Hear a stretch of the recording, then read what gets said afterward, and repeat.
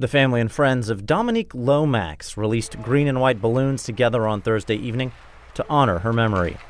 The 27-year-old's body was found aflame near Swinney and Holmes Roads on the morning of September 8th. You set my daughter on fire. You put her in the woods. Just treated her like she was nothing when she was well-loved and still well-loved. Her mother, Lois Lomax, spoke at Thursday's vigil and called for whoever killed her daughter to come forward. Lomax's sisters also had strong words. We deserve to know what's going on. We deserve to know why. And we deserve to know that these people need to be in jail. She needs justice. It doesn't matter who you are and what you know. Any little piece of information helps my family. My family is hurting. We are broken. We are devastated. We are upset. And we just really want answers from my sister. Memphis police say Lomax was last seen by her boyfriend around 5 a.m. on Labor Day. This isn't over. This isn't over. It may have been 1 week, but believe me, in that 1 week, she's gonna get what she's deserved. She's gonna get justice. And I promise you that. I'm not gonna let this go until my baby has victory over this. It was just after midnight in Memphis, the kind of quiet hour when most people are asleep, the city lights fading into soft shadows, and the air feels thick with stillness. But somewhere on the outskirts of the city, down a lonely stretch of Swinney Road, the silence was broken by something unexpected, a faint glow in the distance. At first, it looked like headlights, maybe a stalled car or someone pulled over. But within moments, that glow turned into something far more sinister, flames rising against the night sky, licking through the darkness, devouring whatever stood in their way. No one could have known that behind that fire was a young woman, a mother, a daughter, a friend, whose life had been stolen in the most unimaginable way. Her name was Dominique Lomax, just 27 years old. She wasn't famous. She wasn't rich. She was simply trying to live her life, raise her family, and hold on to the little joys that made every day worth fighting for. But the story that would soon unfold, her story, would shake an entire community to its core. To those who knew her, Dominique was pure warmth. The kind of person who could walk into a room and instantly lift its energy. She had dreams, big ones. She loved music, laughter, and her family.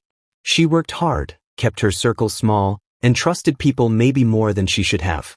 But that's who she was, someone who believed in the good in others, even when life had shown her its hardest sides. In early September 2023, Dominique seemed like she was finally finding her footing again. She was reconnecting with herself, planning ahead, and focusing on what mattered most. But behind the smiles, behind the daily routines and social media posts, there were cracks, things she might have felt but never said aloud. Maybe she sensed something was wrong. Maybe she just wanted to believe everything would be okay. Then came the night of September 3rd. The last night anyone saw her alive. She had been at the Highland Meadows area in Memphis, reportedly dropped off by someone she trusted, someone who said he'd left her safely at her apartment complex. But that night, Dominique vanished. No one saw her again. Her phone went silent. Her social media stopped. And the world, for those who loved her, suddenly grew unbearably quiet. Days later, when her family couldn't reach her, panic began to set in. Calls went unanswered. Visits led to nothing. Her mother, desperate for answers, reported her missing. And for days, Memphis searched. Flyers went up. Posts spread across Facebook. Friends retraced her steps, hoping she'd just show up somewhere, smiling like she always did. But the truth that waited to be discovered was darker than anyone could imagine. On the morning of September 6th, a call came into emergency services, a report of a fire burning off a remote road. When firefighters arrived, what they found stopped them cold. Amid the smoke and ashes, human remains. It would take time for forensic confirmation, but deep down, Dominique's family already knew. Their worst fear had come true. As the flames died, a haunting story began to rise from the ashes. A story not of a stranger's crime, but of betrayal. Someone who knew her, who once spoke her name with familiarity, was now part of a nightmare no one could wake from. News spread quickly. rippling through Memphis like a wave of disbelief. Who could do this to her? The community demanded answers, holding vigils, lighting candles, and sharing photos of her bright smile that once symbolized so much life. Dominique wasn't just another case. She was a heartbeat that stopped too soon. Her story is a reflection of so many untold stories, of women who trust, who love, who forgive, until one day, someone takes that kindness for weakness and turns it into tragedy. And as we step into Dominique's story tonight, this isn't just about the crime. It's about who she was before it. It's about the moments that led to her final hours, the text she sent, the man she trusted, and the trail that led investigators to that quiet road. It's about the family left behind, still asking for justice, still trying to understand how a life so full of light could end in such darkness. Because sometimes the scariest part of a story isn't the monster in the shadows. It's realizing that the monster once called you by your name.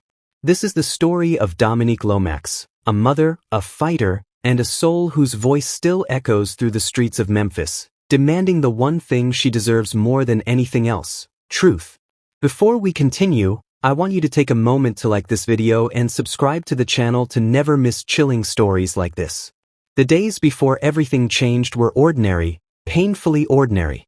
To those who loved her, Dominique Lomax was simply trying to build a normal life, one filled with laughter, routine, and the constant pull between motherhood and the hopes she still carried for her future. She was 27, young, determined, and still believing that better days were ahead. In the heart of Memphis, Tennessee, Dominique's life unfolded like so many others in her city. She woke up early, got her kids ready, handled work, made time for her friends, and still managed to carry herself with a quiet strength that everyone around her admired. She was the kind of woman who found joy in small things: good music, family cookouts, the way her kids smiled when they ran into her arms. Those close to her describe her as a ray of light. That's the phrase that keeps coming up, a ray of light. She was the one who checked in on her friends, who made others feel seen and cared for. But behind her easy smile and calm voice, Dominique had known her share of heartache. Life hadn't been simple. Relationships had tested her, life's twists had hardened her, but she never let the pain define her. She believed, deep down, that there was still good out there, that love was still something worth trusting. Her mother recalls that Dominique had been working to rebuild her life. She wanted stability, safety, and peace. After enduring hardships that would have broken many people, she was finally starting to move forward. She had plans, goals, and a determination to make things right, especially for her children. But in the weeks leading up to September 2023, subtle things began to shift. Friends noticed her pulling back slightly. She was still posting, still talking, but there was an underlying tone, something that hinted she might have been carrying more than she was letting on. Then came the weekend that would mark the end of everything. Family and friends of Dominique Lomax honoring her memory and calling for justice. The 27-year-old was found dead near the airport last week. Her remains identified yesterday after being found following a fire days earlier. Our Kevin McNamara was at the vigil for Lomax tonight, and he has more on the anguish her death is causing those who knew her. Kevin. Yeah, that's right, Pepper. It was last week that Lomax's body was found near the airport 2 days after she was reported missing. And dozens of her family and friends came to Overton Park tonight to remember her and demand action.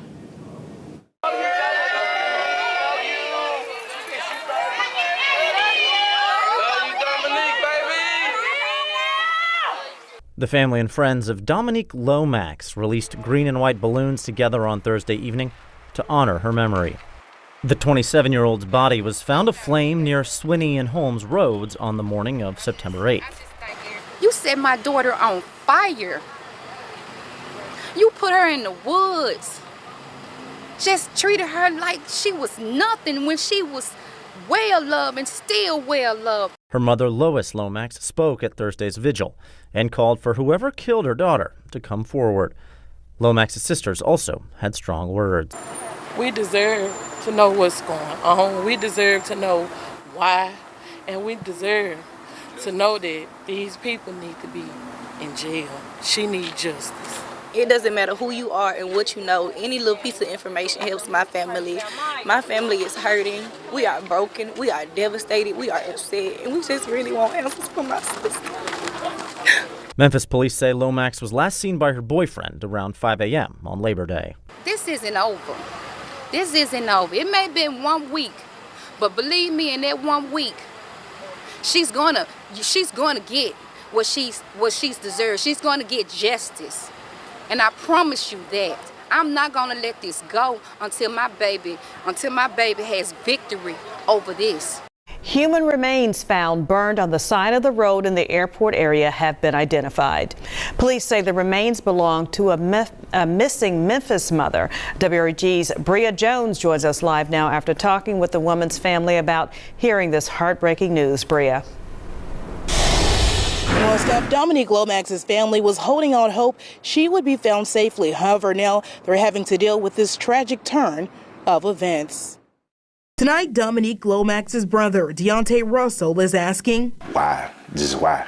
She was really a ray of light. Memphis police have now identified Lomax's body as the human remains set on fire near Sweeney and Holmes roads just 2 days after she was reported missing. The injustice. The fact that my nephew has to find out that his mom didn't die from a terminal illness, that she was brutally murdered, and somebody set her corpse on fire. According to Memphis police, the 27-year-old was last seen by her boyfriend around 5 a.m. on Labor Day at the Highland Meadows apartments. Her boyfriend told officers he dropped her off to meet another man named Rico. Detectives say Lomax's sister told them Rico said he last saw Lomax getting in a blue car. I think that that's a very flawed story. I think that a lot of what's being stated in that police report doesn't add up. Lomax's sister previously told WREG that her sister's phone was tossed about 2 miles away from the complex. Police say a stranger found the phone while cleaning his yard. He told officers a man called the phone wanting to meet up to retrieve it, but never showed. I really don't know what I would do if I couldn't go home to my son. So, just the same thing with my nephew, like, money hurt. Hurt, he says, is haunting him as he prays his sister's case doesn't fall between the cracks. I do feel like I failed her, and I do want to say I'm sorry, and I wish I would have been there. I know I appear to be strong right now, but, I've had moments of just incremental crime. Now, at this time, Memphis police say there is no suspect information. Currently, the family is raising money to bury Dominique. If you'd like to help, you can find the link on our website, WREG.com. For now, reporting live in South Memphis, Bria Jones, WREG News Channel 3. On September 3, 2023, Dominique was last seen in the Highland Meadows area of Memphis. A familiar place. A place she should have been safe. She was reportedly dropped off there by someone she trusted, her boyfriend, who would later become a central figure in the story. According to his version of events, he left her at the apartment complex that night, claiming she had wanted to be dropped off there. But from that moment on, Dominique simply vanished. Her family began to worry almost immediately. Dominique wasn't the type to go off the radar. She always answered her phone, always checked in with her mom, and always made sure her kids were accounted for. When hours turned into a full day without a word, concern turned into panic.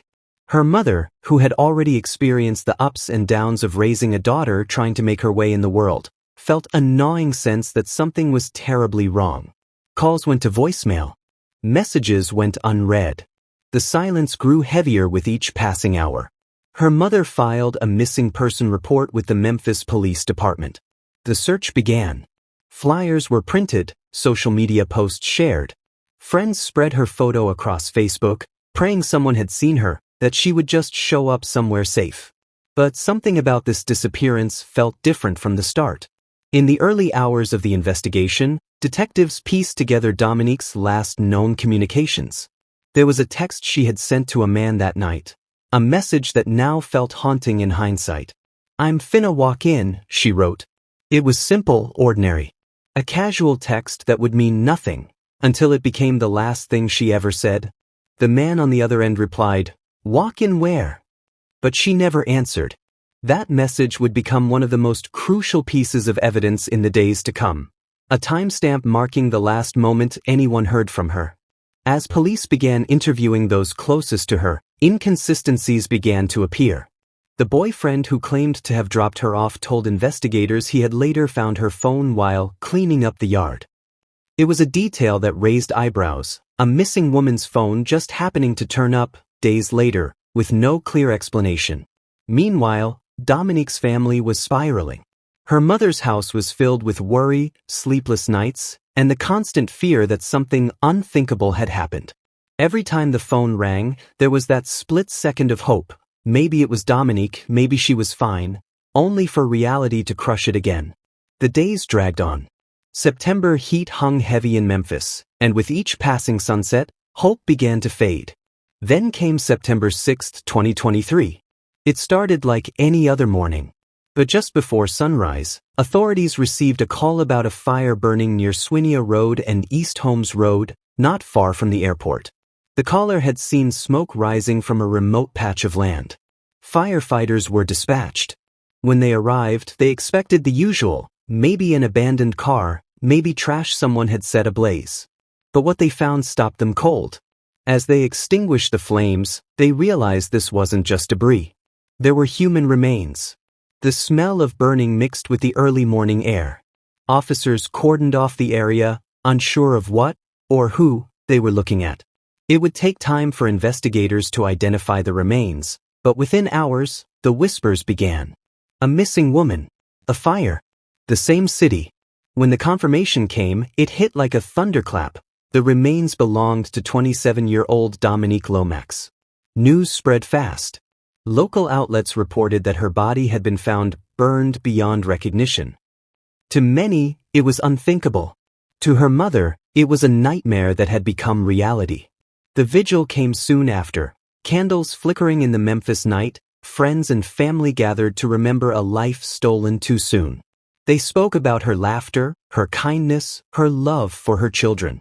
They cried not just for the loss, but for the cruelty of it all. That someone she trusted had likely played a role in ending her life.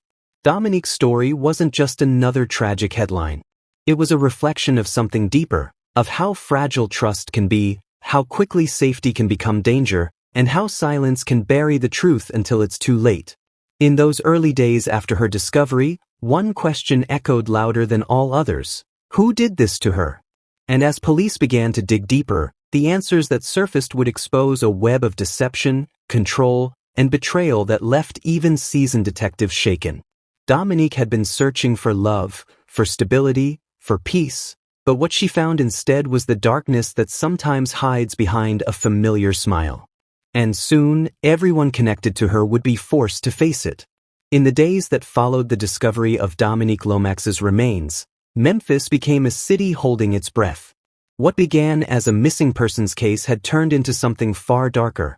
A homicide so brutal, so senseless, that even the most seasoned investigators found themselves shaken. News anchors spoke her name with quiet reverence, friends posted tributes mixed with disbelief, and her mother sat at home surrounded by candles, photographs, and an ache that no words could soothe. Detectives with the Memphis Police Department's homicide unit began piecing together Dominique's final movements. Every phone record, every text message, every camera feed in the area was combed through. The focus was now on finding who had taken her life, and why. The first name that surfaced again and again was her boyfriend.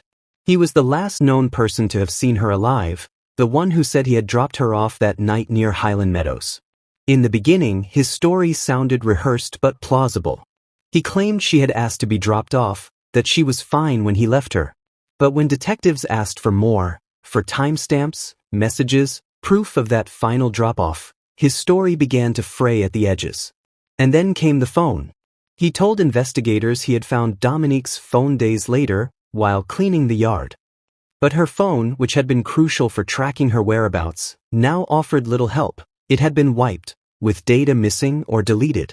For detectives, that wasn't just suspicious, it was a red flag waving in plain sight. Still, in the early days, no one wanted to jump to conclusions. Investigators needed facts, something concrete to tie him to the crime. They examined call logs, noting inconsistencies. They checked surveillance near the area where the fire had been reported, searching for any sign of his vehicle. Slowly, a picture began to emerge, a tangled story of love that had turned toxic long before Dominique went missing. Those closest to her began to share what they knew. Dominique, they said, had been trying to leave the relationship. She had confided in a few people that things weren't the same anymore, that he had become controlling, jealous, unpredictable. It wasn't loud abuse, it was subtle. The kind that chips away at a person's peace until they begin to question their own reality. She was trying to get out, one friend told reporters. She just wanted to be free again. That single sentence hit investigators hard, because it meant Dominique's death might not have been random. It could have been a final act of control. Meanwhile, as police dug deeper, the community's grief began to harden into outrage. Social media exploded with tributes and demands for justice. Candlelight vigils turned into marches. Women shared stories of their own, of men who wouldn't let go, of fear hidden behind closed doors. Dominique's name became a symbol, a reminder that sometimes love can become dangerous when control takes its place. But as the investigation intensified, so did the emotional fallout for her family. Her mother, who had spent days calling her phone, now found herself answering calls from reporters and detectives. She replayed every moment, the last time she'd seen Dominique, the sound of her voice, the smile that morning. In quiet moments, she blamed herself for not doing more, even though deep down she knew there was nothing she could have done. Her children, too young to understand, kept asking for her. "Where's Mommy?" they'd say. And how do you explain to a child that their mother was found burned in a field? There aren't words for that kind of truth. Meanwhile, police kept pushing forward. The area where Dominique's body was found was isolated, but not completely cut off. Investigators discovered tire tracks leading off the road near where the fire had burned. They began pulling traffic camera footage from nearby intersections. Every frame mattered. Then came a potential breakthrough. A witness reported seeing a car parked near the scene the night of the fire, one that matched the make and color of the boyfriend's vehicle. It wasn't definitive proof, but it was enough to keep the pressure on. As the days turned into weeks, more details trickled out. Dominique's last hours began to take shape, piece by fragile piece. Investigators believed she might never have made it back to Highland Meadows that night. Instead, something had gone wrong before she could even get out of the car. Whether it was a confrontation, an argument, or something far worse, no one could say for sure. But what was certain was that she never had a chance to call for help. And yet, even as the case unfolded, there was another layer to the story, the emotional wreckage it left behind. For Dominique's family, grief became a shadow that followed them everywhere. Her mother couldn't sleep. Her friends, haunted by guilt, replayed every conversation they'd ever had with her, wondering if they'd missed a sign. "She was so happy that week," one said through tears at her vigil. "She said things were getting better." That's the cruelty of stories like this. Sometimes, the calm before the storm looks just like healing. As detectives continued their work, the media began covering the story more intensely. Local outlets described the details, the fire, the location, the missing phone, but what they couldn't capture was the depth of loss that spread through Memphis. Community members began organizing fundraisers, tributes, and awareness campaigns in Dominique's honor. Flyers with her photo, that same bright smile, were now symbols of resilience. Her face was everywhere, not just as a victim, but as a reminder, this could happen to anyone. In the midst of all this, investigators began to connect her death to a broader pattern. An epidemic of violence against women in relationships where control masquerades as affection. Dominique's story was not isolated. Across Memphis, across the country, thousands of women faced similar dangers in silence. For law enforcement, it wasn't just about finding her killer anymore. It was about uncovering the truth of how love can twist into something fatal when one person believes another's life belongs to them. Then came the autopsy results. The report confirmed what many had feared. Dominique had been gone before the fire started. She hadn't died in the flames. She had been killed, and the fire had been set to erase the evidence. That detail hit the family like a second wave of grief. It wasn't an accident. It wasn't random. It was deliberate.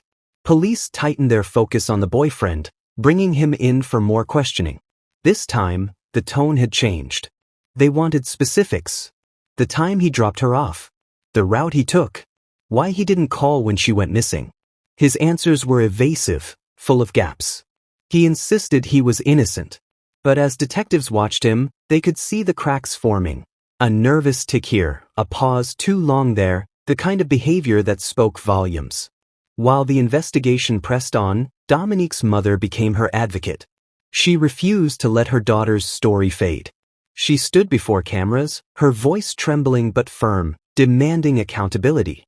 "My daughter didn't deserve this," she said. "She was somebody. She mattered." Her strength inspired others, and her grief became the voice of every mother who had buried a child too soon. By now, the community's sorrow had turned to determination. Murals of Dominique began appearing across the city, her name painted in soft pink and gold, surrounded by angel wings. At vigils, people repeated her name like a prayer. "Say her name," they said. Dominique Lomax. As the investigation neared its next phase, detectives began reconstructing the timeline minute by minute. They now believed that after leaving Highland Meadows, Dominique never made it home. Somewhere between that complex and Swinia Road, everything had gone horribly wrong. Every discovery came with pain. Every new clue reminded the family that justice could never bring her back. Yet there was also a sense of quiet defiance, an understanding that even if her killer had tried to erase her, he had failed. Because Dominique's light, the one that friends called radiant, had now become something larger than life. It was the reason people kept talking about her, the reason strangers donated to her memorial fund, the reason women across the city whispered her name before walking away from relationships that no longer felt safe. And for the detectives who now carried her case, that light was the reason they couldn't stop digging, not until the person who took her life was finally held accountable. But before they could reach that point, the case would take one final turn, one that revealed just how deep the betrayal truly went, and how far someone would go to cover up the truth. The road to justice for Dominique was far from over. It was only just beginning. The day the arrest was made, Memphis fell silent. It wasn't the kind of news that made people cheer. It was heavier than that. When detectives finally announced that they had enough evidence to charge Dominique Lomax's boyfriend, the man she had once trusted with her heart, it sent a ripple through the entire city. For weeks, her name had filled headlines, her face had lit up vigils and memorial posters, and now, there was at last a name attached to her murder. Her mother, sitting in her small living room surrounded by framed photos of Dominique and her grandchildren, took the call with trembling hands. When she heard the words, "He's been charged," she exhaled, not with relief, but with something deeper, something closer to quiet vindication. It was the kind of sigh that comes after months of holding your breath, after countless nights praying for truth in a world that had only given pain. The arrest was built on persistence. Detectives had gone through every scrap of digital data, every trace of cell tower activity, every text and deleted message. What they uncovered painted a chilling picture. The boyfriend's car had been caught on a traffic camera near Swinia Road at the exact window of time Dominique was last seen alive. When investigators traced his phone records, they discovered that his device had pinged in the same area where Dominique's remains were later found, even though he'd sworn he was miles away that night. When confronted, his calm demeanor began to unravel.